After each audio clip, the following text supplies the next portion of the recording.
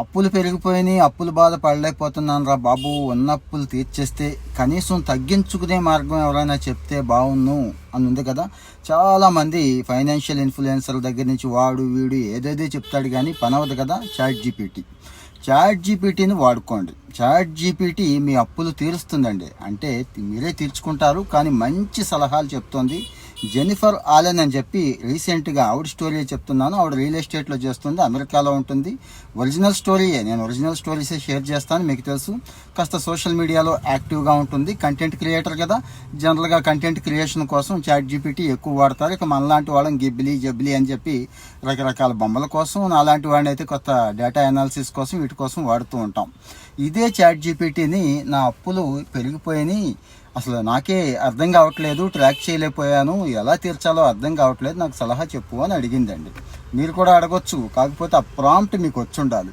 ఆ ప్రాంప్ట్ ఎలాగా అని మీరు డౌట్ ఉంటే కనుక ముందు ట్రై చేసేయండి, అప్పటికీ పని అవ్వకపోతే నేను చెప్తానండి. సో మళ్ళీ ఆవిడ స్టోరీకి వెళ్ళిపోదాం. అలాగని అడిగిందండి. అడిగితే చాట్ జీపీటీ కొన్ని డీటెయిల్స్ అడిగింది.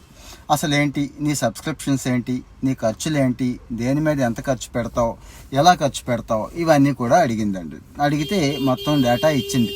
ఇగో దీని మీద ఇంత ఖర్చు పెడుతున్నాను, ఇవి నా సబ్స్క్రిప్షన్స్.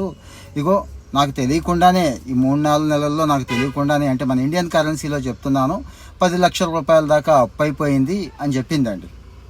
అరే అని చెప్పి చాట్ జీపీటీ అంతా ఆలోచించి, మంచి ఐడియాస్ ఉంటాయి కదా దాని దగ్గర, మొత్తం ప్రపంచంలో ఉన్న డేటా అంతా చాట్ జీపీటీ దగ్గర ఉన్నట్టే కదండి, ఐడియాలు కానీ అన్నీ కానీ, మొత్తాన్ని తవ్వి తీసి అనాలిసిస్ చేసి ఆవిడకి ఇచ్చిందండి. ఇదిగో వీటిని తగ్గించుకో, ఇక్కడ ఈ సబ్స్క్రిప్షన్స్ మానేయి, ఇగో పలానా చోట్ల నువ్వు వాడని అకౌంట్లు ఉన్నాయి, అక్కడ నీకు డబ్బులు ఉన్నాయి, అవి కూడా తెచ్చేసుకో.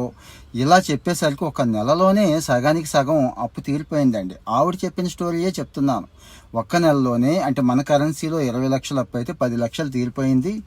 చాలా బాగా చెప్పింది అంటుందండి. అంటే చాట్ జీపీటీ వాడుకున్నోడికి వాడుకున్నంత అలా ఉందండి. కొంతమంది దేనికి వాడుకుంటున్నారో మీకు తెలుసు.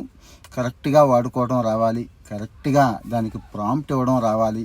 అందుకే ప్రాంప్టింగ్ నేర్చుకోండి అని ఎప్పుడో 1-2 ఏళ్ల కిందటే నేను చెప్పానండి. ప్రాంప్ట్ ఇంజనీర్ అనే కోర్సు ఉంది, అది చేయండి, అసలు భయపడక్కర్లేదు. ఉద్యోగాలు పోతాయి, సాఫ్ట్వేర్ కదా, ఉద్యోగం వస్తుందా రాదా అక్కర్లేదు. లక్షల్లో జీతం ఇస్తున్నారు, కళ్ళకు అద్దుకొని తీసుకుంటున్నారు ఆ ప్రాంప్ట్ ఇంజనీర్లను కూడా నేను చెప్పాను. వెనక్కి వెళ్ళి వీడియో చూసుకోండి. సరే, ఆ ప్రాంప్ట్ ఇంజనీరింగ్ ఏంటి అనే కథ కూడా మీకు కావాలి అనుకుంటే కామెంట్లో చెప్పండి. దాని గురించి కూడా మళ్ళీ కాస్త డీటెయిల్డ్గా వీడియో చేస్తాను. ప్రస్తుతానికైతే మీ అప్పులు, మీ పరిస్థితి చాట్ జీపీటీని అడగండి, సలహా తీర్చుకోండి. మనవాళ్ళు